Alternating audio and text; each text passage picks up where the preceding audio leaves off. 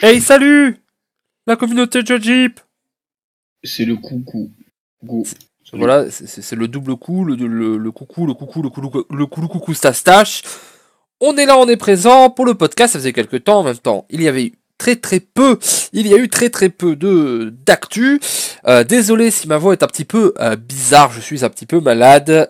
Et aujourd'hui on va parler de trucs, on va beaucoup débattre parce qu'on a une partie débat où Dan il a une idée, moi j'ai une idée, et c'est deux idées qui se rejoignent un petit peu.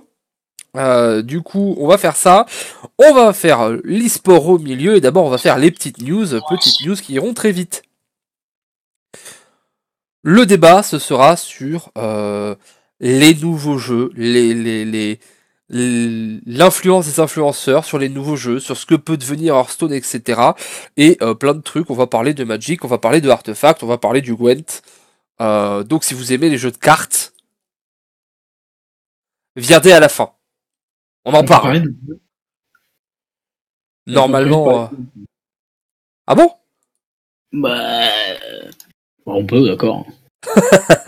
Bon, on est parti, on va commencer de suite avec les actualités, ce qu'il se passe pour Hearthstone, dans le Hearthstone de l'Hearthstonification.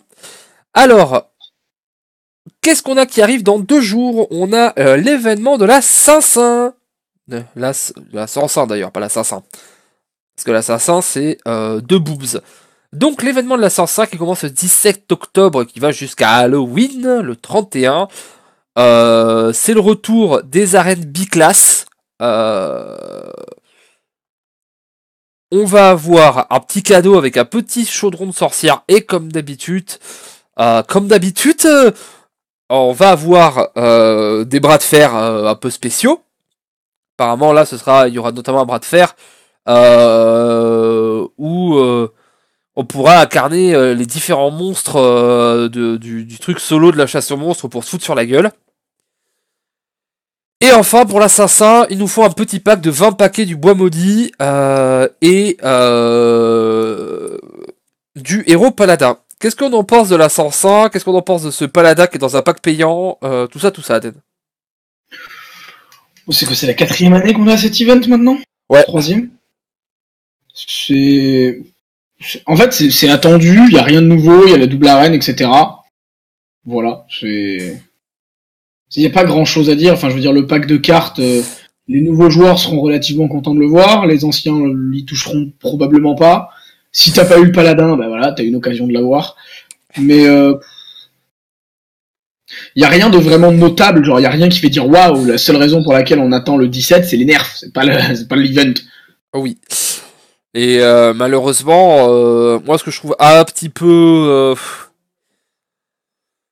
Il y a plein d'autres jeux de cartes qui arrivent. Il y a plein d'autres jeux de cartes qui sont très généreux en cartes et en paquets, etc. Et là, on fête l'assassin, tiens, un chaudron de la sorcière. Je trouve que franchement, c'est pas fou, quoi. Ils auraient pu filer le légendaire. Tu sais, ils auraient pu filer le légendaire du bois maudit, par exemple. Bah ouais, c'est un peu Halloween le bois maudit. Voilà, tu vois, et là, bon, bah, il file un chaudron. Euh... Bon, c'est sympa. C'est sympa, Après, mais... le chaudron, c'est une carte du bois maudit. Oui, c'est ça, mais... On a eu une époque où on disait oui, de toute façon, à partir du moment où c'est cadeau, nous on prend, hein. Ouais, mais quand même, c'est un peu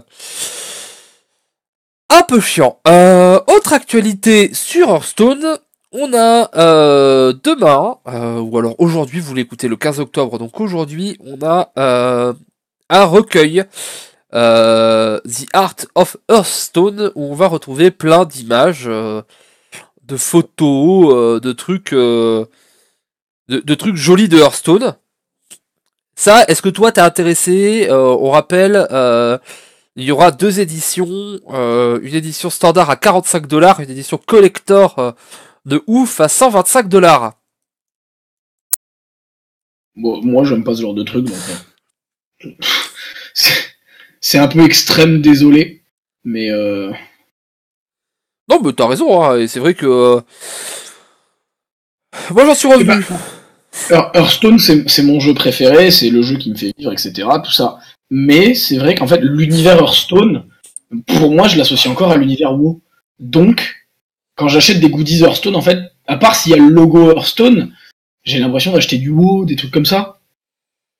Ouais, c'est vrai. Et puis, en plus, je trouve que maintenant, les bouquins avec des trucs d'art, etc., tu peux tellement tout trouver sur Internet que je trouve que la valeur ajoutée est pas ouf. Et un bouquin avec des images, je comprends bien que c'est dur à faire, etc. Mais 45 boules, quoi. Hein. Non, mais qualitativement, le produit est beau. Je veux dire, c'est joli. Et probablement que si j'ai un ami qui l'achète ou que si on me l'offre, je vais être très content. Mais je vais pas naturellement mettre 45 € pour l'avoir, quoi. C'est pour moi 45 €, c'est le prix d'un jeu, pas d'un livre. Oui, voilà. C'est Désolé pour effectivement. les amateurs de lecture. Voilà. Et du coup, au niveau des news, un petit peu secondaire, c'est à peu près tout. Pour vous dire que le jeu en ce moment est en silence, c'est que il y a moins de 2 pages de news sur Jojip. Notre dernier podcast qu'on a fait donc le 20 septembre, donc maintenant il y a 25 jours quand même, il est en 2e page sur les news Jojip. Voilà. Et on voit bien que notre ami Julien, des fois, bah voilà, il news un peu, mais il y a pas mal de jours où les news elles sautent et où des fois on a des news qui sont même pas liées à Hearthstone du tout. Un peu fatigant. Mais on a la dernière actualité. Aujourd'hui, demain pour nous, parce qu'on l'enregistre, mais pour vous aujourd'hui, des nerfs qui arrivent dans l'auberge. Pour les nerfs, comme à chaque fois, on va vous faire une vidéo sur laquelle on va parler des nerfs, avec un support visuel, parce que c'est beaucoup mieux que en podcast. Qu'est-ce que tu penses du fait qu'ils nerfent maintenant, et qu'est-ce que tu penses qu'ils vont nerfer?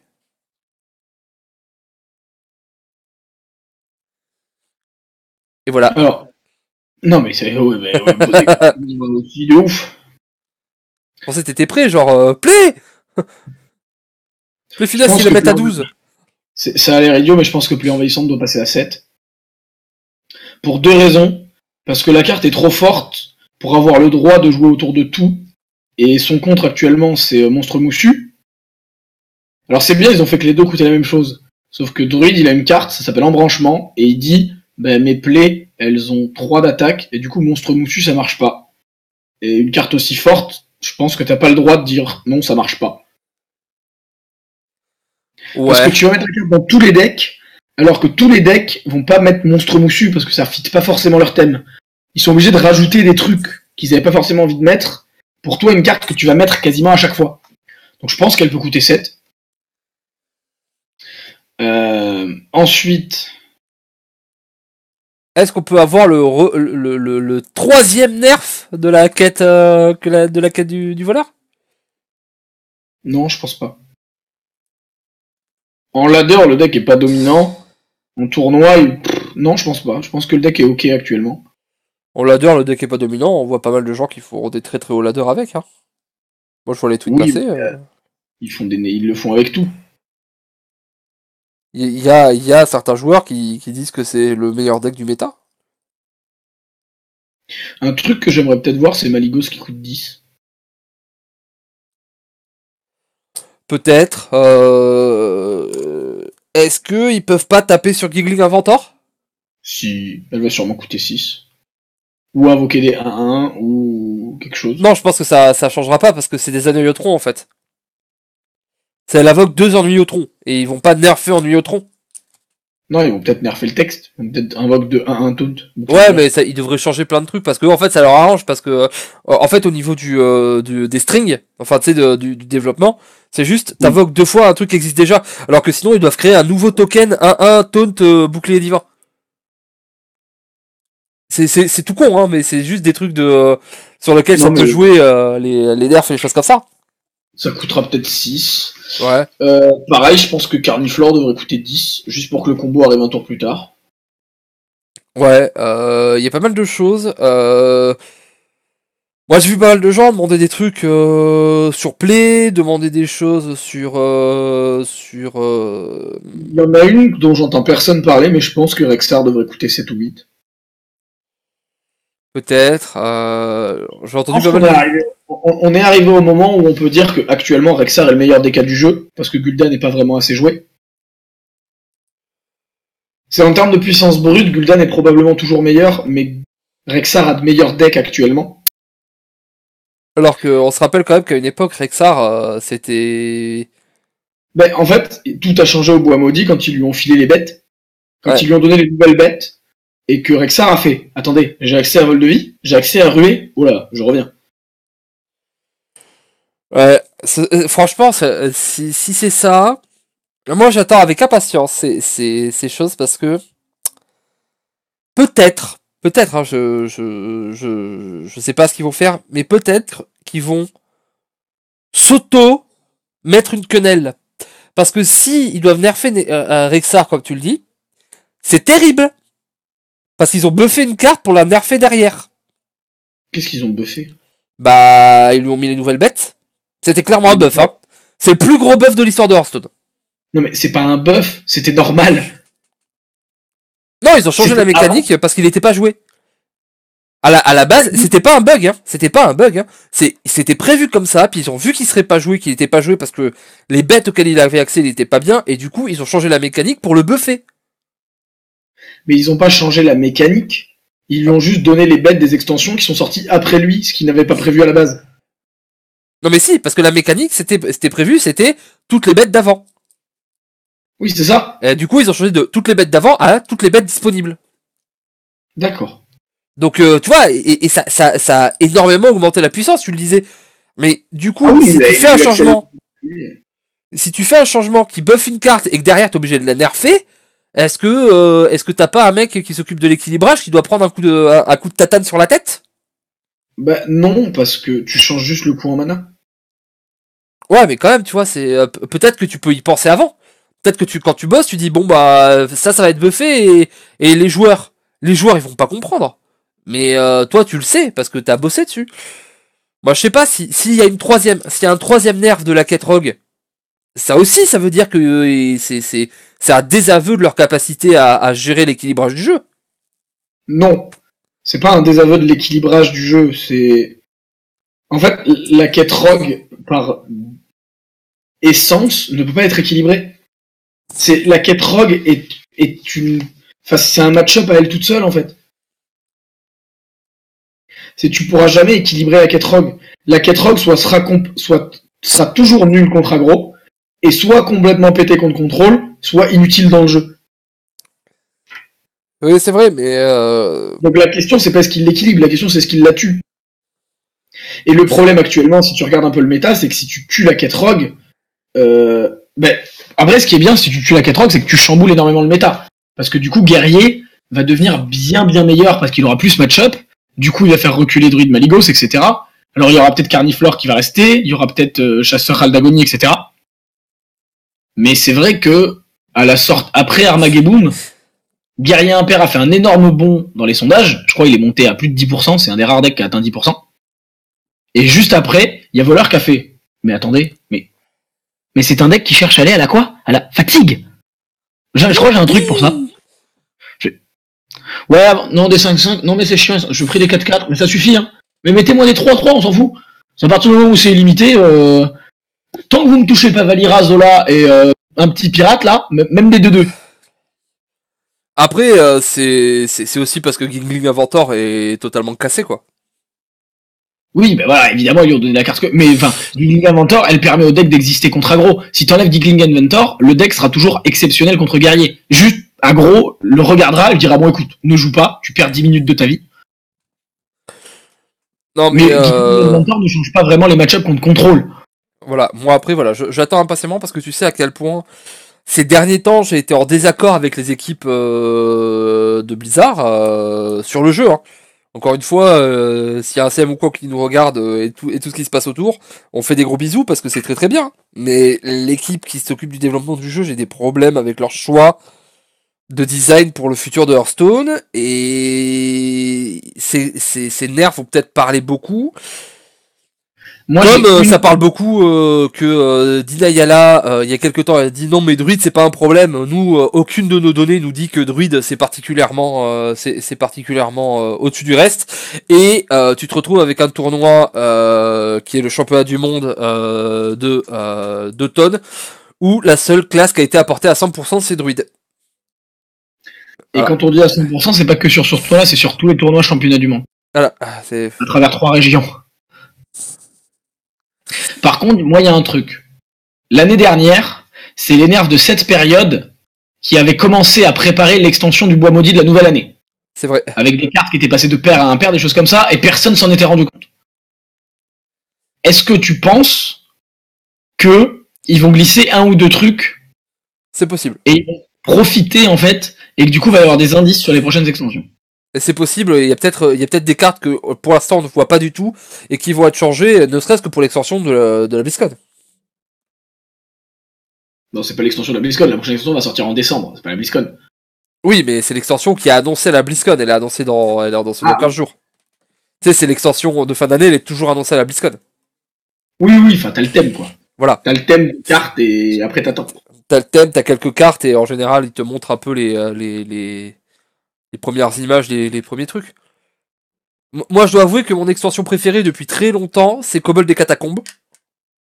Ouais, moi aussi. Que ce soit au niveau de la thématique, que ce soit au niveau du plaisir de jeu de certains trucs. Même s'il y avait pas mal de choses cassées et que... voilà, la 5-5 qui se posait pour rien... et qu'on sort, il y avait des problèmes, mais il y avait aussi le meilleur mode solo que moi j'ai vu. Pour moi, la virée en donjon, c'est toujours le meilleur mode solo. Oui, je suis d'accord. La chasse aux monstres, c'était un peu en dessous, et les... Bah, il y avait pas le côté nouveau, en fait. Voilà. Et les bidules Les puzzles étaient très bien, mais il y en avait trop. C'était très long et ça s'est fait et on le fera plus jamais de notre vie. Alors que moi, des fois, ça m'arrive de me lancer des donjons. La preuve, c'est qu'il y a des quêtes pour les virer en donjon. Il n'y a pas de quête faire 4 puzzles. Et les quêtes battre 5 boss de donjon ou quoi, les gens les font. Ouais, franchement, c'est vraiment agréable à faire. Donc, on verra bien. On va en reparler un peu tout à l'heure. On va faire notre petite page e-sport. Mais on va en reparler de la BlizzCon, etc. sur notre sujet de débat. Du coup, c'était tout pour les actualités. L'e-sport et l'e-sport, qu'est-ce qui s'est passé ces derniers temps en e-sport? Les championnats du monde de saison 2. Saison 2 dit championnat du monde d'automne. Alors c'est saison d'été, championnat d'automne. Voilà, saison d'été, championnat d'automne. Se sont terminés. Voilà. Il y a quelques minutes. Et ont vu la domination nord-américaine. Est-ce que tu peux nous donner les résultats? C'est la première fois que l'Amérique, et c'est pas une domination genre tranquille, c'est déjà l'Amérique rentrait dans le tournoi avec le meilleur joueur du monde en ce moment, Jess Sayed, qui, je pense, sur le mois de septembre, a pris la place à Hunter Hayes, en tant que meilleur joueur du moment. Oui, clairement. Enfin, en tout cas, actuellement, genre, si on regarde que les 3 derniers mois, il est intouchable. Oui. Ensuite, l'Europe, pour une des premières fois, avait un quatuor relativement discret en termes de palmarès. Ouais. C'est une des premières fois, voilà. On n'avait pas des RDU, des Thais, des Colento, des OH, des Xixo, etc. Le plus gros nom, c'était Saint-Olol, qui est quand même un mec qui a fait top 8 au World l'année dernière, donc c'est pas non plus un paysan, hein. Loin de là. Mais c'est vrai que d'habitude, au championnat du monde, quand l'Europe arrive, la question c'est combien ils vont en mettre, et en général la réponse c'est 2 ou plus. Oui. Mais là l'Europe elle a fait 0. Oui. Ça doit être la première fois que l'Europe fait 0 d'ailleurs, je pense. Oui. Il y a 2 pays, il y a 2 zones qui ont fait 0, puisque l'Amérique en a mis 3, donc forcément il y a une autre zone qui a fait 0. C'est la Chine qui a fait 0 aussi. parce que du coup, le quatrième, c'est Blood Trail qui vient d'Asie. Et la Chine, alors il faudra suivre un petit peu. Et du coup, juste pour dire, aux États-Unis, il y a donc juste Saiyan qui s'est qualifié, et derrière Language Hacker et Blue Trail. Non, Bloody Face. Bloody Face. Voilà, voilà. Sachant que la finale était 100% américaine entre Bloody Face et Language Hacker, avec le Canadien qui gagne. Voilà, Language Hacker qui a son championnat du monde d'automne sous le bras. Un joueur qui était, on peut le dire, plutôt inconnu. Mais sur ces championnats, c'était tous relativement inconnus. Le seul énorme nom à l'entrée du tournoi, c'était Just Saiyan, et un autre fort prétendant, c'était Sintolol. Mais sinon, en Europe, on connaissait pas trop les autres. Et Sintolol fait un bon tournoi. Hein. Il passe les phases de poule et il perd contre Just Saiyan. Voilà, c'est pas honteux de jouer ta qualif contre Just Saiyan et de la perdre. Voilà. C'est malgré tout, t'as fait le job. Voilà. Après, ce que ces championnats ont permis, c'est de relancer pour je sais pas, on doit être pas loin de 200 fois, le débat de c'est quand que la Chine a les mêmes règles que les autres.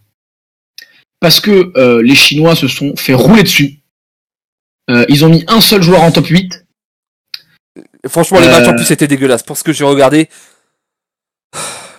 Alors, moi, j'en ai pas regardé beaucoup parce que j'étais pas là ce week-end. Mais c'est vrai qu'il y a un vrai débat sur la Chine et le droit de regard sur comment ils qualifient leurs joueurs. Parce que ils envoient toujours des joueurs plus ou moins respectés. Voilà, il y avait Trunks qui est un excellent joueur. Mais c'est vrai qu'à chaque fois, il y a aussi des joueurs qui sortent de nulle part. Et malheureusement, à chaque fois qu'un joueur sort de nulle part, forcément, on le juge bien plus sévèrement. Voilà, c'est dans le comportement humain. Les journalistes ont besoin d'écrire des trucs, ça fait parler, c'est normal. Mais le problème, en fait, c'est que les Chinois, à chaque fois que des que des gens cherchent une raison de mal parler d'un joueur, quand ça concerne un Chinois, bizarrement, ils trouvent toujours. Ouais.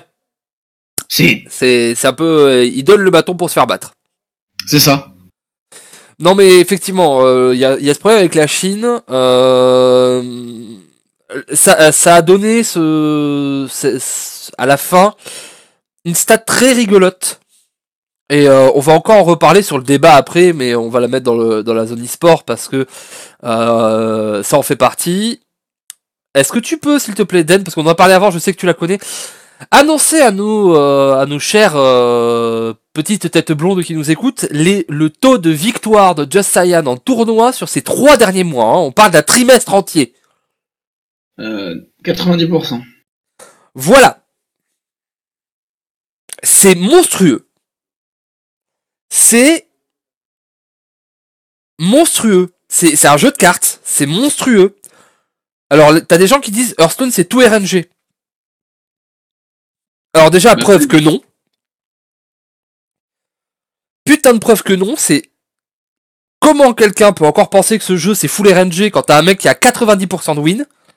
Parce que même dans tout l'e-sport en général, hein, dans des e-sports où il y a une RNG très limitée, des e-sports comme Overwatch, League of Legends, Dota 2, CSGO, StarCraft, un joueur à 90% de victoire sur 3 mois en tournoi officiel, et pas des petits tournois de ta grand-mère, hein, des gros tournois avec les meilleurs joueurs du monde, c'est ahurissant.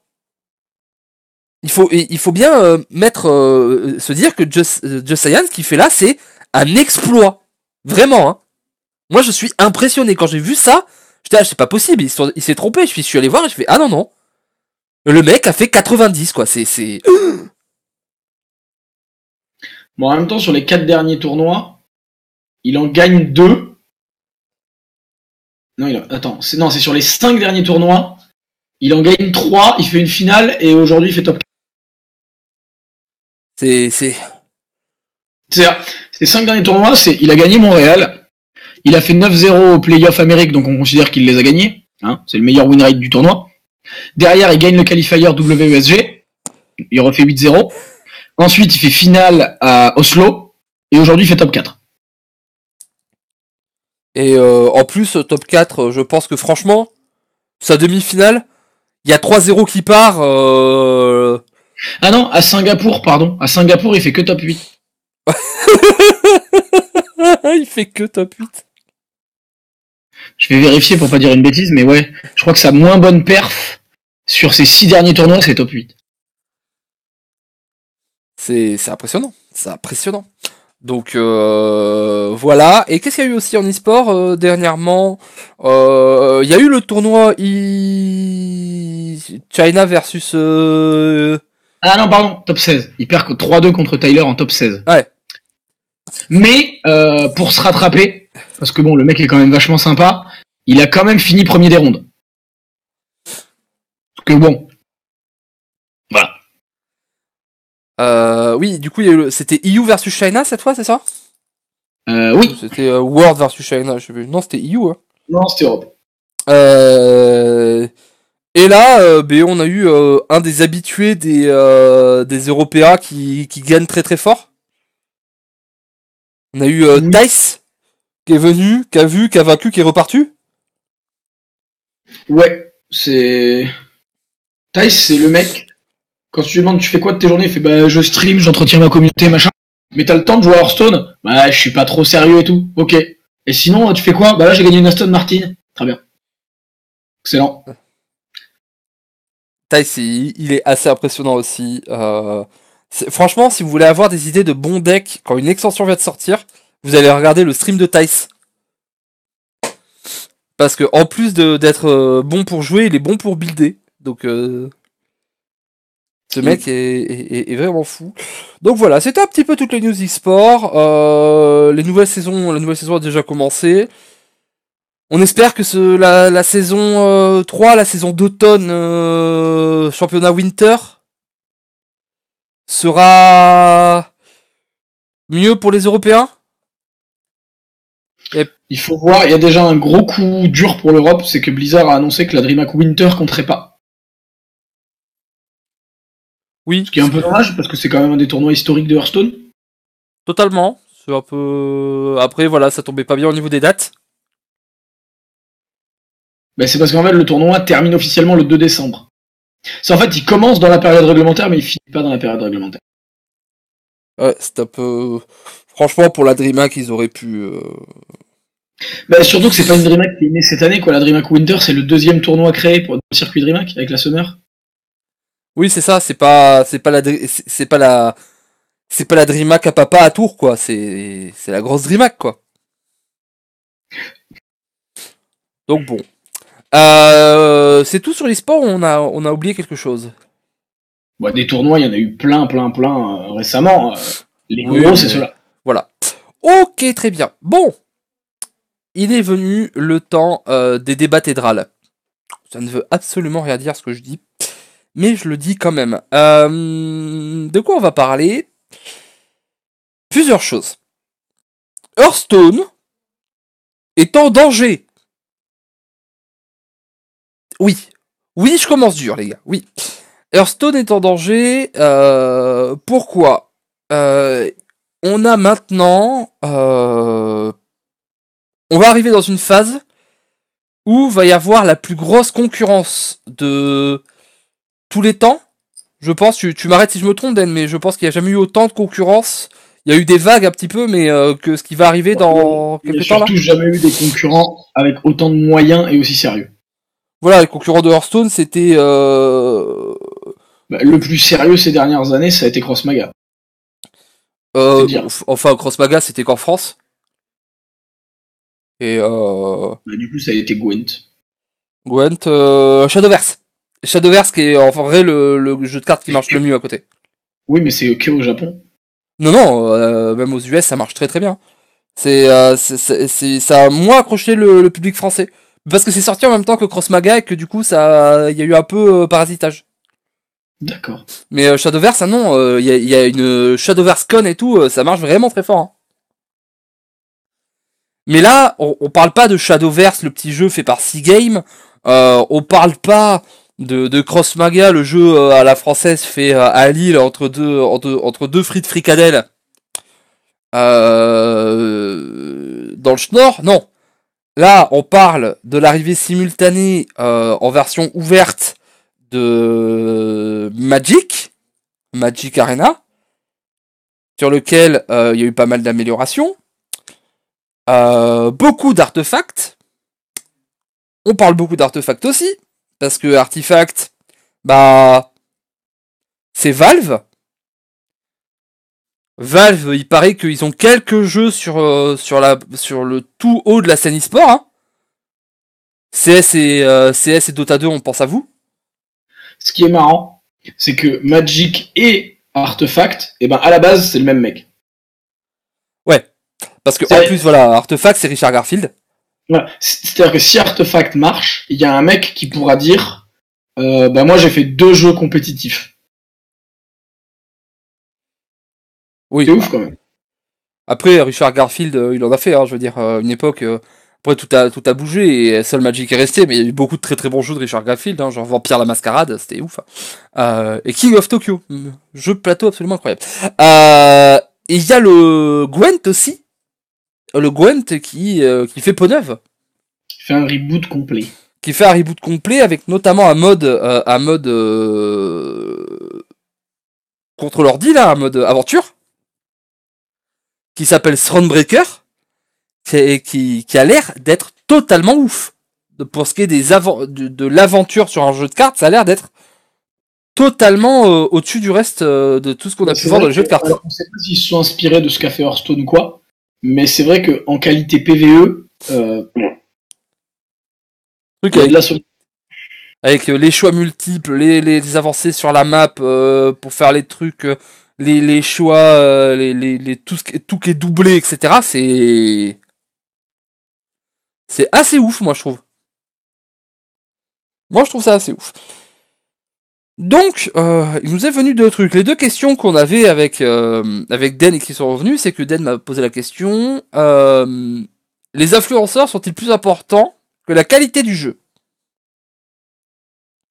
Du coup, on va se la poser pour savoir ce qui peut gêner Hearthstone. Et moi, je voulais parler sur à quel point la vision que les gens ont d'un jeu peut influer sur la réputation du dit jeu. Parce que par exemple, il y a beaucoup de choses qui sont dites, des comparaisons qui sont faites entre Magic et Hearthstone, que je trouve faussées. À partir de ce moment-là, on s'est dit, eh bien, on va parler de ça. Je vais te jeter dessus, Dan, on va parler directement de cette histoire. D'influenceurs, de marketing, tout ça. Est-ce que c'est par là que le danger peut arriver sur Hearthstone? Qu'est-ce que t'en penses? Pourquoi cette idée de question t'est venue, etc. Je t'en prie, c'est ton moment exposé. C'est gentil, dis donc. Alors, j'ai préparé un petit texte et un PowerPoint en 12 ou 15 slides. Je sais plus. Mais moi, en fait, la vraie question que je me suis posée, c'est qu'en fait, Hearthstone, tous les jours, on est au contact, parce que on est dans la communauté Hearthstone, etc. Donc sur Twitter, on suit les gens qui parlent de Hearthstone, on connaît les sites qui parlent de Hearthstone, etc. Magic, avec Volvi, on s'y est mis, on connaît, et c'est un jeu qui a déjà une base tellement énorme que c'est dur de passer à côté. Mais Artefact, ok, il y a un énorme studio derrière, mais Artefact, il a tout à prouver. C'est vrai. Et le jeu est actuellement un des plus durs à obtenir, et peut-être un des plus chers, parce que j'ai pas souvenir que des clés bêta partaient à $125 pour tous les jeux. Non, c'est assez rare. Je me souviens de clés bêta sur Warcraft, mais Blizzard étant assez vénère pour tuer les gens qui vendent des clés bêta. Et après, ils ont très très vite plus donné de clés bêta, ils ont juste flagué les comptes, justement pour éviter ça. Donc effectivement, ça faisait longtemps que j'avais pas vu des clés bêta partir pour cher comme ça. Pour vous dire, cher, c'est plus de 200 boules pour certaines. C'est ça. Et en fait, je me suis posé la question, qu'est-ce qui fait que les gens ont envie de jouer à Artefact? Les gens qui en parlent. Parce que faut pas mentir, ils ont quand même payé des gens. Ils ont pris Stan Cifka, qui est un des meilleurs joueurs de cartes pures au monde. Ils ont pris Life Coach, qui, quand tu vois comment à lui seul il a porté Gwent pendant 6 mois, dit qu'il est capable de faire pareil pour Artefact. Et après, ils ont quand même pris des pointures de Hearthstone, on parle de Wedge, on parle de Xixo, on parle de ça. Et c'est vrai qu'il y a eu toute une énorme fame sur Twitter à un moment où il y avait la majorité des pros Hearthstone qui tweetaient qui peut avoir une clé artefact, machin. Il y a eu plein de choses. Et que ceux qui l'avaient étaient dithyrambiques sur le jeu. Voilà, c'est ça. Et en fait, c'est fou de se dire qu'un jeu auquel très peu de gens ont accès a une aussi bonne réputation et aussi connu, alors que, à côté, par exemple, il y a des jeux comme Magic qui devraient complètement l'écraser parce que Magic est en bêta ouverte, parce que il y a déjà une beaucoup plus grosse base. C'est-à-dire que tous les gens qui parlent d'artefacts, les Stansifcal, les life coach, les machins, ils ont déjà joué à Magic, ils connaissent Magic. Donc ma question c'est, en fait, est-ce que la politique de communication maintenant est devenue plus importante que la réelle qualité du jeu? Parce que maintenant il y a des gens qui n'ont jamais joué à Artefact qui se dire ils l'ont jamais touché. Ouais, après, Hearthstone aussi, est-ce que Hearthstone délaisse pas un peu ses influenceurs? Clairement, Blizzard n'a jamais payé les joueurs, etc. Ils leur font des cadeaux de temps en temps. Genre, on a vu par exemple pour Armageddon, il y a des streamers qui ont reçu des petits coffrets bizarres. Il y a les cards reveal, il y a des trucs comme ça. Mais Blizzard a jamais versé de salaire à des gens juste pour leur faire de la pub, par exemple. En tout cas, pas que je sache. Mais je sais que par exemple, le patron, hein, Jean Jeep, il a jamais eu ce genre de contrat avec Blizzard, quoi. Blizzard lui a jamais donné un sou pour qu'il fasse parce qu'il faisait de la pub ou pour faire de la pub ou quelque chose comme ça, quoi. Ou pour faire mieux. C'est pas la politique de la maison. Ce qui, à côté, du coup, peut donner une légitimité parce que du coup, on peut s'inquiéter sur les jeux comme Artefact du fait que les influenceurs ils prennent des gros chèques et du coup ils font beaucoup de streams. Quand le jeu va sortir, il va y avoir beaucoup de streams sponsors, etc. Et peut-être qu'une fois que la sponsor elle est passée, ils en font plus rien. Je veux dire, on en a vu des jeux comme ça, par exemple. Je sais pas si si t'as si t'avais un peu regardé du jeu Sea of Thieves. Oui, j'avais regardé. Il y a beaucoup de gens qui ont eu des streams sponsors payés par Rare ou Oui. directement par Microsoft parce que c'était une exclue Microsoft bidule machin. Mais une fois que les streams sponsors ils sont arrêtés. Bon, ils ont eu un peu de chance parce que la Miserator la Miserator a beaucoup aimé le jeu. On comprend toujours pas pourquoi, mais parce que le jeu est nul. Des bisous. Mais dans le reste du monde, tout s'est arrêté d'un coup. Et en l'espace de quelques jours, le jeu il est passé de top 3 Twitch, parce que tous les contrats sont passés, à plus sur Twitch, en fait. Ouais, à disparition momentanée, quoi. Voilà. Est-ce qu'on peut s'attendre à ça? Parce que sur Magic, ce que tu dis est vrai, et dites-nous, parce que moi j'étais pas d'accord avec Dan avec là-dessus, c'est que je suis d'accord avec lui que parmi nos amis, et sûrement sur nos Twitter, ça part beaucoup plus d'artefacts. Parce que les joueurs de cartes ont l'air beaucoup plus hypés par artefacts, parce que de toute façon les joueurs de cartes de base, ils sont censés avoir déjà joué à Magic dans leur vie. Hein mais par contre, je trouve que Magic, il y a eu, pour le coup, beaucoup de marketing avec les influenceurs, beaucoup de stream sponsors qui continuent. Ils ont annoncé là, dans le début de la semaine, faire qu'ils allaient faire des spotlights sur des créateurs de contenu à la vitesse de 1 par jour pendant les jours de la semaine, sur lesquels ils mettraient l'avant, ils mettraient les vidéos sur le site et ou sur le launcher et où ils donneraient des boosters, etc. Il y a eu beaucoup de dons de boosters, de trucs comme ça chez les streamers, etc.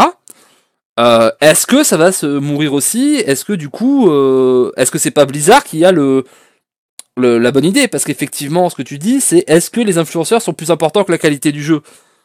J'ai envie de te dire, est-ce que le juge de paix, c'est pas dans un an, on voit lequel lequel s'en est mieux sorti?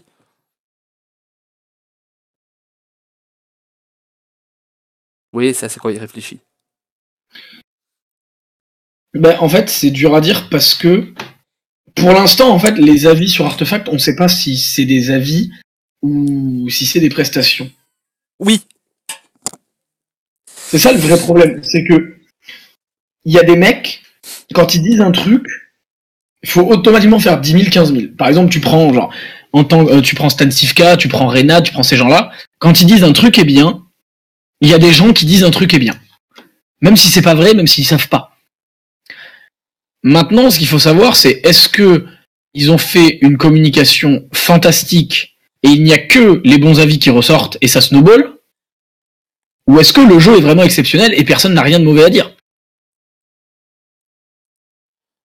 Bah, moi, je pense déjà que le jeu a quelques problèmes. Et tu l'as touché toi le jeu? J'ai pas touché le jeu, j'ai Non, vu tu des sais trucs, alors.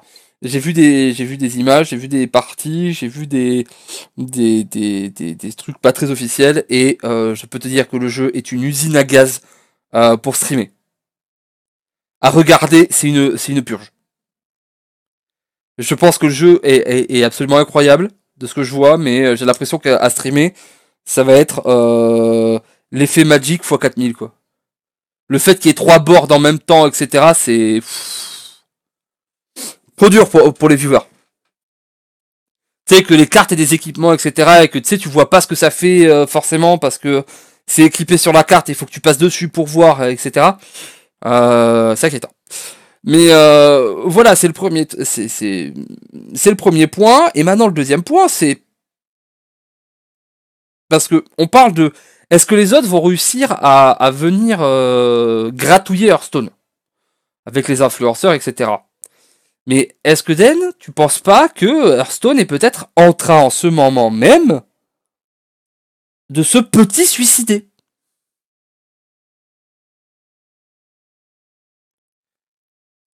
Moi j'avais dit que Hearthstone il fallait le juger au début de la prochaine, parce qu'il y avait le départ de Ben Brod, parce qu'il y avait tout ça, etc. D'ailleurs, on attend aussi que son studio sorte un jeu, hein, parce que si c'est un jeu de cartes, ça va parler.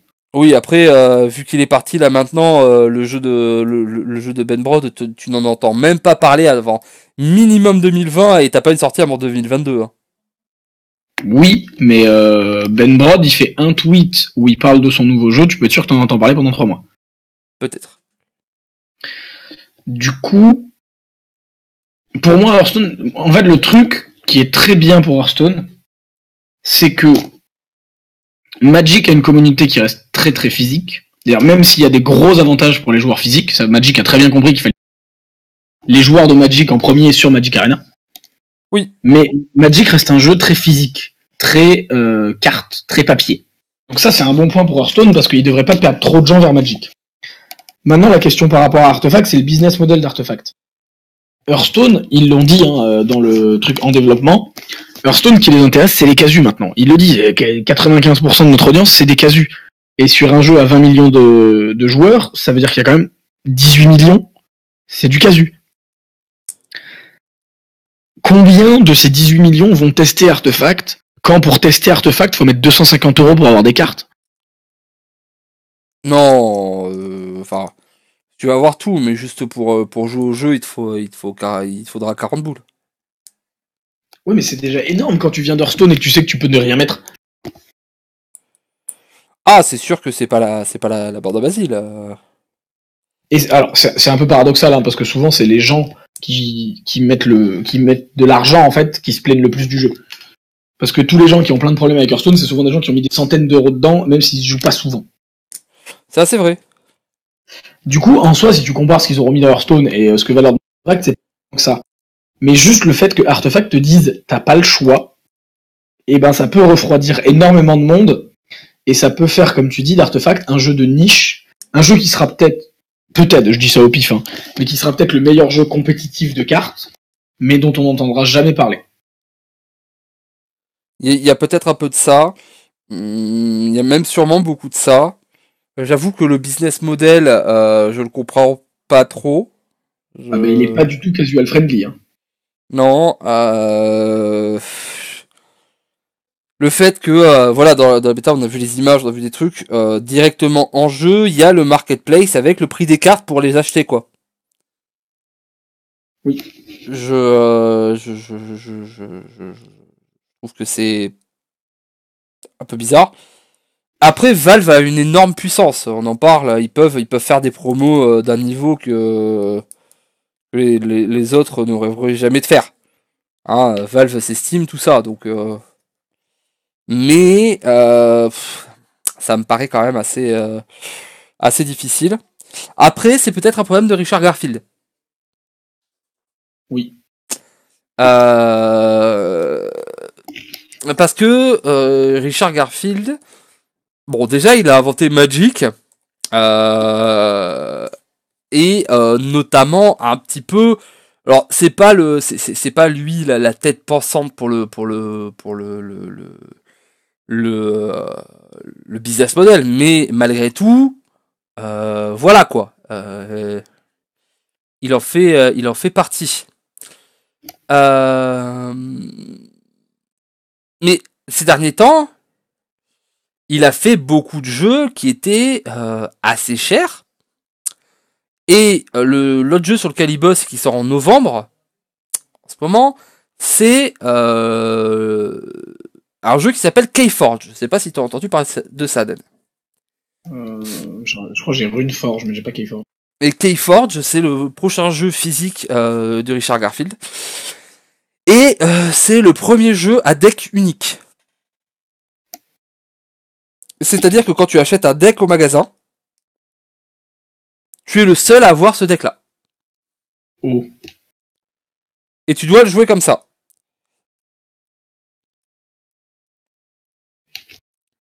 Voilà, t'as une première extension avec des cartes, avec 7 factions. Et ton deck, il a 3 factions et des cartes de différents types dans chacune des factions. Et tous les decks sont uniques. Et il y en a combien des decks? Parce que ça a l'air dur à faire quand même.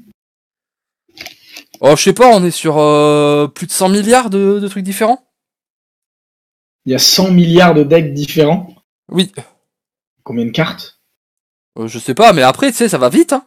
C'est des decks de 40 cartes, donc t'auras pas un deck, t'auras peut-être des decks qui seront très proches, tu vois, il y aura qu'une carte de différence. Mais tous les decks sont uniques en leur genre. Mais du coup, quand il y en a un qui va être meilleur que les autres, ils vont faire quoi? Alors voilà, il y a ça déjà, c'est que moi alors je vous joue le truc un peu, mais vous pouvez aller, il y a un truc Keyforge si vous cherchez, il y a des gens qui ont fait des trucs pour les jouer sur internet gratuitement, alors que le jeu est pas sorti, c'est absolument incroyable, et déjà les decks sont pas équilibrés, évidemment. Deux, tu fais un jeu où et tu ne dois pas faire de deck building. Mais comment tu veux faire des tournois en disant au mec t'es sûr que t'as pas changé tes cartes? Non non, parce que dans les decks il y a pas de ce que j'ai vu, il est pas censé avoir de cartes avec ce que t'avais dans le deck au début. Donc ça veut dire que t'as des mecs qui vont arriver avec des decks fumés et dire regardez c'est ça, je l'ai eu dans un paquet hein. Je l'ai eu dans un paquet parce que forcément t'offres des cartes à des joueurs, forcément les joueurs ils vont vouloir deck builder.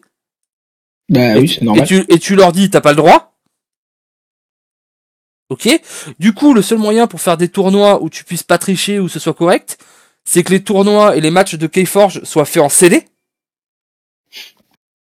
Et que du coup, à chaque fois que t'as envie de jouer pour faire un petit tournoi ou faire un truc, t'es obligé de t'acheter un nouveau deck.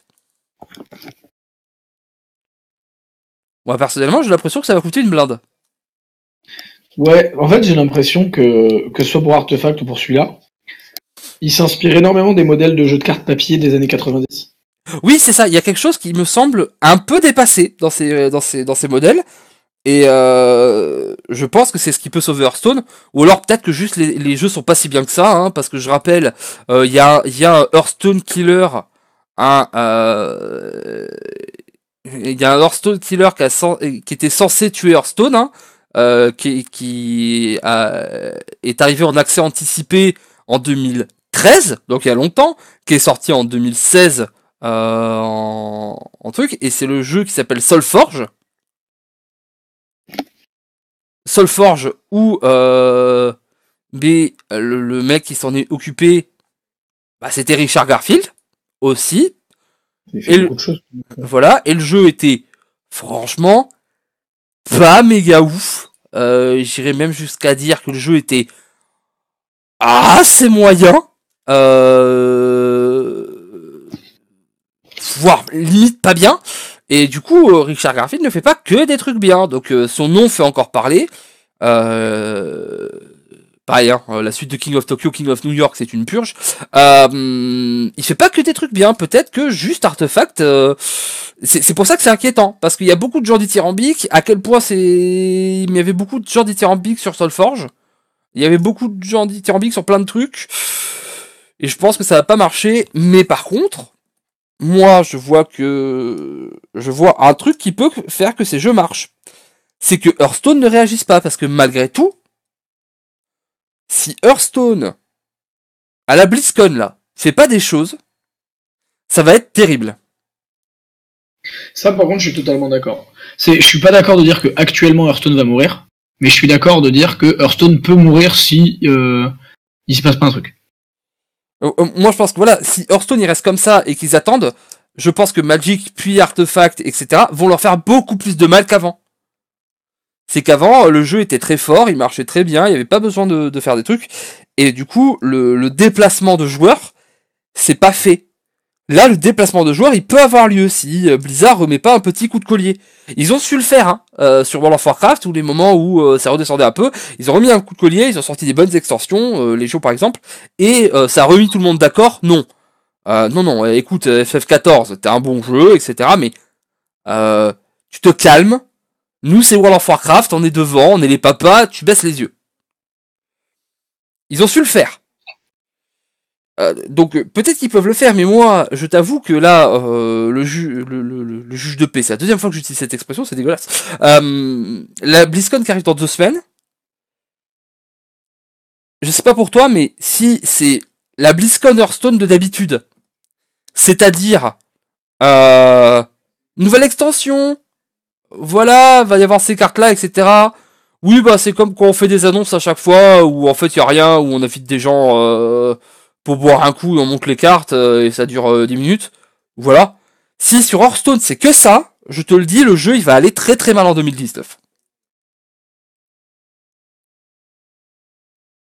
Est-ce que tu me suis ou pas? Oui, mais moi, il y a un truc sur lequel j'arrive pas encore à savoir. C'est il y a un truc que Hearthstone n'a jamais fait. Et qui pourrait faire, et qui pourrait changer plein de trucs. Ça a l'air idiot, hein. C'est que ils se disent, on va pas perdre les casus vers Artefact. Ça demande trop. Si on les perd vers Magic, c'est juste parce que c'est des gens qui aiment Magic et on pouvait peut-être pas y faire grand chose en changeant le jeu. Par contre, si Artefact, c'est uniquement une question d'argent. Parce qu'ils se disent, ouais, les joueurs qui vont aller là-bas, c'est parce que voilà, peut-être ils vont quoi, où ils veulent se faire plus d'argent parce qu'ils se disent, bah, faut payer. Valve va mettre une quantité astronomique d'argent dans les tournois, des trucs comme ça. En général, Blizzard met rarement énormément de cash price. Ils mettent beaucoup, hein. Tu peux gagner ta vie quand tu vas au HCT, etc. Mais, si d'un coup ils font une annonce type Fortnite, ouais, l'année prochaine, les HCT, on met... Ça a coupé, Ten. Ben non, c'est nul, j'avais une bonne théorie. Les HCT, ça. L'année prochaine, les HCT. L'année prochaine, les HCT, on met 10 millions.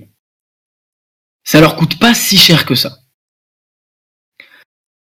Ça leur fait un plan comme quasiment gratuit parce que tout le monde va en parler.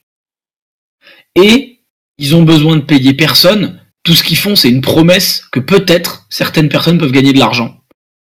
Et ça remet Hearthstone bien d'un point de vue compétitif par rapport à Artefact et Magic. Oui, c'est-à-dire c'est garder les joueurs compétitifs par la carotte. Ouais, mais du coup, en fait, s'ils se font la réflexion que les casus bougeront parce que les casus ont pas d'intérêt à aller sur Artefact parce que le jeu est trop demandant, bah ils ont juste à ils ont juste à trouver une carotte pour les compétitifs, et une carotte pour les compétitifs, ils ont pas besoin de donner de l'argent, ils ont juste besoin de promettre de l'argent. C'est ça en fait, ils peuvent être leurs propres influenceurs en fait. Oui, c'est ça. Ils sautent la case gros streamer et les gros streamers ils vont venir tout seuls parce qu'ils vont vouloir gratter la thune. Par exemple. Il y a peut-être un peu de ça. Mais moi, je t'avoue que je suis très inquiet. Franchement, si surtout avec ce qui s'est passé ces derniers temps. Tu sais, l'annulation du mode tournoi, Armageddon franchement, on est à la fin, on se lâche. Armageddon, c'est raté, non? Enfin, je sais pas. J'ai Moi, l'impression que c'est raté. j'en ai pas mal parlé avec des élèves, et le mot qui pour moi définit le mieux Armageddon, c'est anecdotique. Oui, bah du coup pour un jeu de cartes, alors c'est peut-être Non, dur, mais moi je traduis ça par raté, mais non, c'est péjoratif. Je suis d'accord. C'est pas raté, parce que ça dépend ce qu'ils voulaient faire. Si leur but c'était d'instaurer une continuité d'une année, enfin sur l'année en elle-même, bien joué les gars, vous avez réussi. Mais le problème c'est qu'il y a tellement de continuité qu'en fait si Armageddon tu l'enlèves, quasiment personne voit la différence. C'est qu'en fait peut-être qu'ils étaient au courant du départ de Ben Brod, donc ils ont voulu faire un truc très proche du bois maudit pour que les gens se disent pas oh putain Hearthstone tout va changer avec le départ de Ben Brod, etc. non, je pense pas. Non, là tu vois trop On est court. trop loin là-dedans. Les temps de production sont tellement longs que ça aura pas impacté sur Armageddon le départ de Ben Brod. Ben, on parle d'un mec qui était la tête de la franchise. Je Oui, sais pas combien de temps en avance, mais à mon avis, Ben Brod, il a pas prévenu le mardi pour partir le vendredi. Hein. ah, peut-être aussi que voilà, ça fait très très longtemps qu'il a prévu de partir. Peut-être qu'à ça, mais et que du coup, il y a eu une période de passation de pouvoir. Ouais, c'est ça. Et peut-être que du coup, ben, ils ont été extrêmement frileux. Peut-être, mais voilà, il y a quand même pas mal de ratés. C'est-à-dire que les cartes phares, quand tu regardes au HCT, les cartes phares, D'accord. c'est Carniflore qui fait des combos parce que Carniflore, c'est druide avec quasiment rien, parce qu'en fait, druide, on a dit oh là là, c'est la folie, les nouvelles cartes druide, mais en fait, il y en a quasiment aucune qui est jouée. Enfin, si, il y en a quelques-unes, mais le druide, de toute façon, il s'en fout, il met des trucs, il a 8, il a plus envahissante, il gagne des games. De toute façon, le druide, quand il te fait tour 2 plus un mana, into nourrir, tu peux jouer n'importe quelle version du druide, tu gagnes. T'as Druid Toad qui est encore, t'as Druid Maligos ou t'as le Dream Petal là qui est joué. Le jardinier là. Ouais, Ouais. les deux cartes qui sont jouées en druide, c'est la floriste et flou. C'est les deux. Voilà. Mais bon, t'as beaucoup de druides autres, tokens, etc. Ça joue rien. Tu vas avoir le chasseur qui est là parce qu'il a des bêtes et qui joue Rexar. Les cartes Armageddon, qu'elles soient là ou pas dans le chasseur, ça change pas des masses. Dans le chasseur Raldagonie, c'est relativement important. Oui, dans le chasseur Raldagonie. Et encore, dans le chasseur Raldagonie, tu m'excuseras, mais dans le chasseur de Raldagonie, c'est quoi les cartes maîtresses? Tu vas avoir les cartes qui sont vraiment super importantes. T'as t'as la cire à l'arc, t'as Flanking Strike, t'as le truc avec t'as le truc, t'as l'œuf, Non, la 3 t'as c'est important. Le maître chien est important.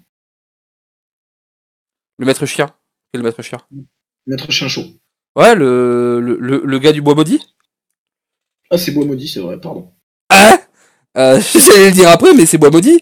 Non, maintenant t'as Ziliax qui rentre des fois dans les listes. Oui, c'est vrai. Voilà. Voilà, Ziliax qui est une bonne carte, Gleaming Inventor qui est une bonne carte.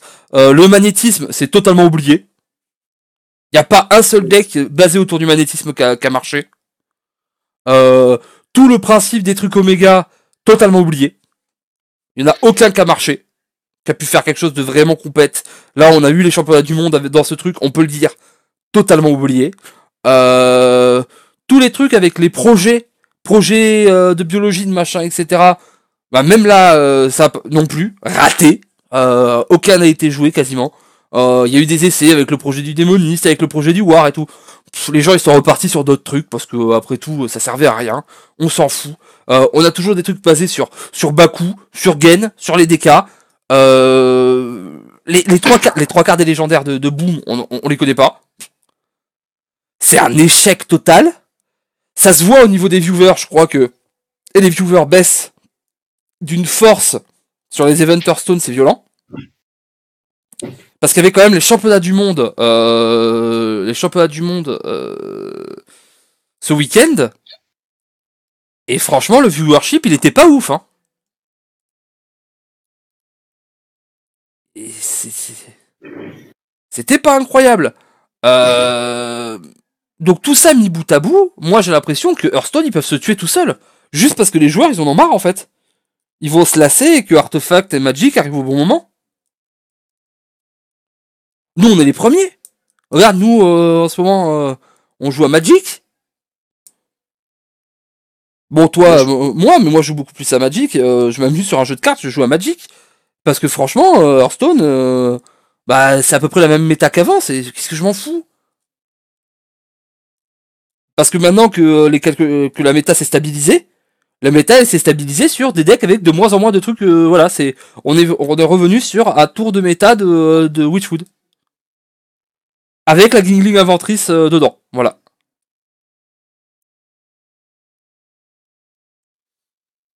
Moi, je sais pas pour toi, mais je pense que si c'est juste une extension qui va être annoncée, et pas peut-être, je sais pas moi, des nouveaux formats compétitifs, voire carrément des nouvelles mécaniques dans le jeu, mais une extension avec des mécaniques, mais vraiment des trucs. J'allais faire, tu sais, comme dans Yu-Gi-Oh quand ils ont rajouté les trucs genre les synchros. Ouais, les synchros après les... Voilà, ou dans Magic quand ils ont mis les Planeswalkers. Tous les jeux de cartes, au bout d'un moment, ils ont mis des nouvelles mécaniques qui demandaient des nouvelles règles. Hearthstone l'a fait l'année dernière en quête et DK. Ouais, mais c'était quand même pas aussi énorme, tu vois, comme changement. C'était un peu cool, tu vois, mais c'était...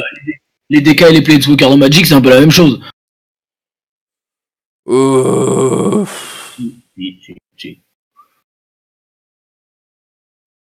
Ça impacte moins, quand même.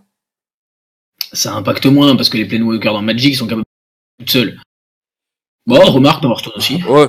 Non, mais c'est surtout que les Planeswalkers, tu vois, ils ont... T'as toute la mécanique des compteurs sur chacun des Planeswalkers, t'as le fait que, du coup, tu as la phase de combat qui est changée. Oui, non, mais c'est beaucoup plus impactant, on est d'accord. C'est un nouveau type de carte sur lequel tu peux avoir des cartes qui disent vise tel Planeswalker, etc. Tu vois, alors que au final, les DK, et maintenant en fait c'est les Master Hero, moi je les appelle les Master Hero, avec Dr. Boom et Agatha. Au final, c'est toujours... En fait, c'était juste des cartes fortes. C'était un gros... en général, tous les DK, c'est un gros cri de guerre et change ton pouvoir héroïque. C'est pas non plus... les quêtes, pour le coup, c'était plus intéressant. Mais les DK, c'était moins incroyable. Même si pour jouer, c'était très agréable. Ils étaient bien réussis, thématiquement. Mais tu sais, vraiment un truc gros. Il faut que Hearthstone, ça... L'idée de Hearthstone de base, c'est la folie dans la taverne. Il y a des explosions, des trucs qui pètent. Et c'était vraiment cet effet-là dans Hearthstone au début. T'as vraiment, ça attaque, ça va vite, c'est machin, qu'est-ce qui se passe? Waouh, bla, poum, bim. Moi, j'ai envie d'avoir ce wa ba poum blim. J'ai envie d'avoir ce côté croustillant. J'ai envie que le jeu, il me remette une claque en mode putain, qu'est-ce que je m'éclate à jouer à ce jeu. Et j'ai pas l'impression que s'il continue à être comme ça, sur un faux rythme, à faire des extensions moyennes au mieux, et à enlever les modes tournoi et les trucs comme ça, eh ben j'ai pas l'impression que ça va le faire. Moi, je me demande un truc. Je me demande si le problème, c'est pas le fait que maintenant tu trouves tout sur Hearthstone beaucoup trop vite. C'est quoi qui nous plaît sur Magic? C'est créer des decks parce qu'il y a énormément de cartes et qu'on connaît pas bien le méta. C'est le fait de retrouver de la magie de etc. Mais je veux dire, Magic Arena, il a les mêmes problèmes que Magic et c'est aussi la raison. Ça recoupait un peu, c'est un peu bizarre. Et il a les mêmes problèmes que Magic qui est... Si un jour on a arrêté le jeu papier Magic, c'est qu'on y a trouvé des problèmes et que du coup on s'amusait plus sur le jeu non plus. Magic Arena c'est le même jeu mais digital. Oui, bien sûr. Après, bon voilà, j'ai arrêté Magic parce qu'il y avait un très très bon jeu qui s'appelait WOTCG et que ça a été le meilleur jeu de cartes du monde. Mais oui, bien sûr que oui, il y a des problèmes dans Magic aussi. Mais peut-être que c'est ça. Peut-être que sur Hearthstone, ça n'a aucun intérêt parce qu'en fait... Mais voilà, c'est peut-être ça aussi. C'est que qu'est-ce qu'on fait sur quoi on s'est éclaté sur Magic? On a fait des drafts et des scellés. Pourquoi on est quand même dans la... Ça fait combien de temps que c'est sorti Hearthstone? 4 ans en compétitif et 5 ans si on... Un peu plus. Parce que Hearthstone, la date de sortie initiale... Ah, c'est date de sortie initiale ouvert, c'est en 2014, du coup, en mars 2014, c'est ça. Du coup, moi j'avais la bêta, du coup je joue depuis 2013. Ça fait 5 ans maintenant que je joue à ce jeu, que je joue à Hearthstone. Je peux pas faire de scellé. Y a pas de scellé. Quand il y a une nouvelle extension qui sort, moi je kifferai, on nous donne que les cartes, et on fait notre deck de Hearthstone, et on joue en scellé. C'est trop bien, on s'est éclaté à faire ça sur Magic, à drafter la nouvelle extension, à faire des decks et tout. Il y a l'arène pour ça sur Hearthstone. Mais ouais, mais l'arène, c'est un très mauvais mode de jeu. L'arène, plus ça va, plus elle perd de son intérêt, parce que t'as tellement de cartes. Alors ils te disent, oui, on a rajouté le nombre de cartes, mais c'est pas un draft, c'est pas un scellé, ça a rien à voir, tu montes ton truc, c'est bancal l'arène comparé au truc. Puis tu gardes pas les cartes. Ils pourraient faire... Ça, c'est le truc des jeux de cartes papier qu'ils pourraient faire pour pas cher et qui serait méga fun. Moi, franchement, je me taperais des putains de barres à faire des scellés sur Hearthstone. T'imagines? Parce que par exemple, le magnétisme en scellé, ça marche trop bien. En construit, c'est pas assez fort. Mais peut-être qu'en scellé, ça fait tout le scellé en fait de jouer magnétisme. Parce que du coup, bah, tu vas prendre des mecs, tu vas choisir les différents trucs, etc. Mais quelle classe je joue, etc. Il y a des choses à faire dans ce jeu. Bon, il aurait fallu me mettre un mode tournoi pour ça, mais apparemment c'est difficile. Mais toi, si à la BlizzCon ils t'annoncent une extension, est-ce que franchement tu vas pas être déçu? Genre, s'ils arrivent, ils font voilà, alors la nouvelle extension, c'est les draps de les draps de Tyrande, où en fait on va aller dans la laverie et se battre contre des élémentaires de lessive. Oui, c'est Hearthstone, ça peut. Hein. Et alors cette extension, on a voulu redécouvrir certaines choses. C'est pour ça que dedans, on a mis 3 quêtes, 3 armes légendaires et 3 DK, en plus des trucs, parce que voilà. Et il y a un nouveau mot-clé qui est le mot-clé vitesse, qui fait que quand tu joues une carte, les cartes vitesse, elles coûtent un de moins pour chaque carte vitesse que t'as joué avant. Voilà. T'as vu, je t'invente un mot-clé. Pour dire que c'est pas dur, hein, de faire un jeu de cartes. Hein. Je t'invente un mot-clé, c'est parti. Si vraiment leur annonce c'est ça, est-ce que franchement tu vas pas te dire genre... moi c'est ce que je ferais, mais toi c'est beaucoup plus ton métier que moi à l'heure actuelle. Et est-ce que... Pareil, tes élèves, est-ce que tu te dis pas qu'à un moment ça va peut-être faire du mal à ton business quelque part?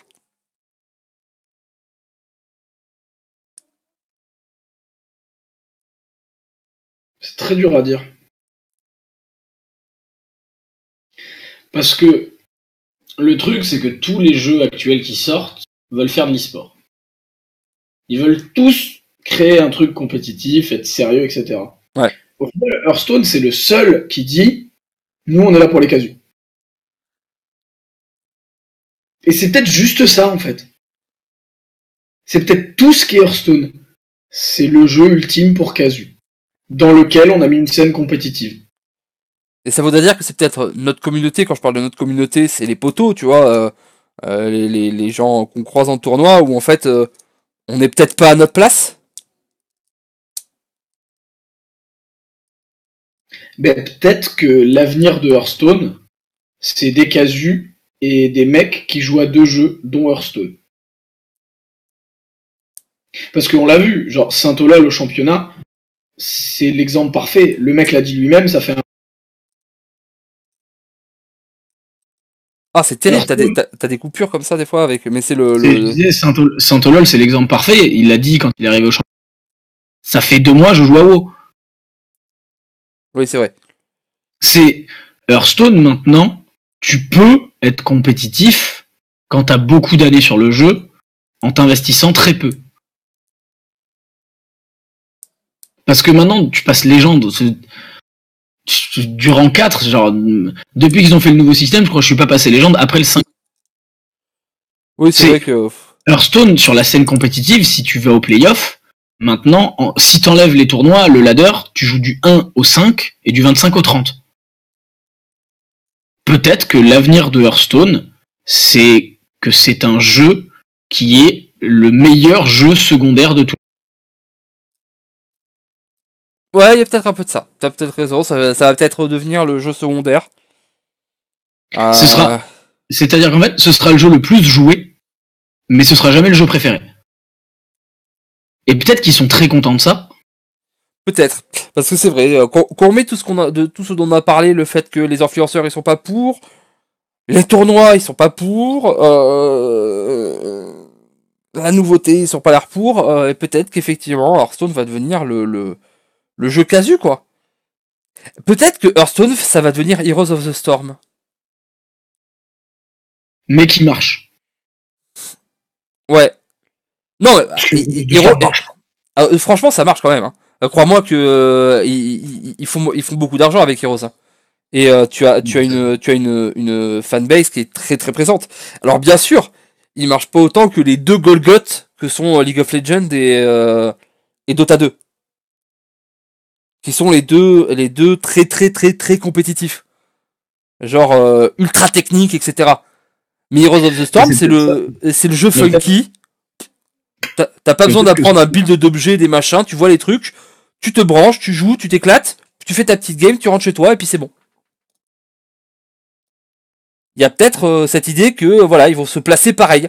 Ils vont laisser peut-être Magic et Artefact se dire ouais, c'est nous le plus technique. Non, c'est nous le plus technique parce qu'on est le plus technique depuis 20 ans. Oui, mais nous on a 3 plateaux. Oui, mais nous on a 12 nouvelles couleurs, le pourpre, le violet, le jaune cacadois. Derrière Hearthstone ils vont faire nous on fait un event où quand tu tapes ton adversaire ça fait des proutes. Et peut-être qu'ils vont gagner le game comme ça.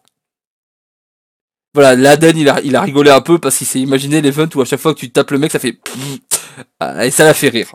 Un enfant. En fait, je me suis demandé au bout de combien de secondes je couperais les emotes. Surtout au bout de combien de secondes tu jettes le jeu, genre. Ouais non, il est allé. Ah non ça. Non. Non. Non, c'était dit un truc, mais en fait, on va pas le faire. Voilà. Bon, mais donnez-nous votre avis parce qu'on discute beaucoup, mais forcément, à chaque fois, on discute pour ouvrir le débat. Est-ce que vous attendez ça? Est-ce que vous attendez tout ça? Est-ce que Hearthstone est en danger? Est-ce qu'il faut que Blizzard retouche les influenceurs? Parce que ça peut tirer plus que justement le jeu. Est-ce qu'ils en ont pas besoin? Voilà, on a parlé de beaucoup de choses, dites-nous.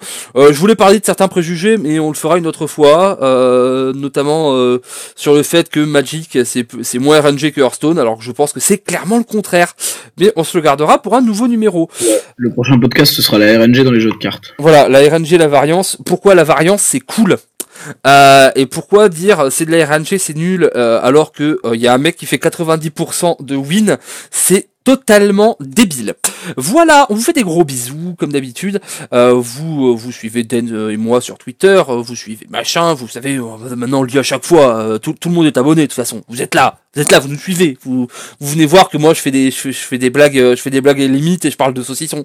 Voilà, et que Den il fait des trucs. Bah voilà, vous revenez.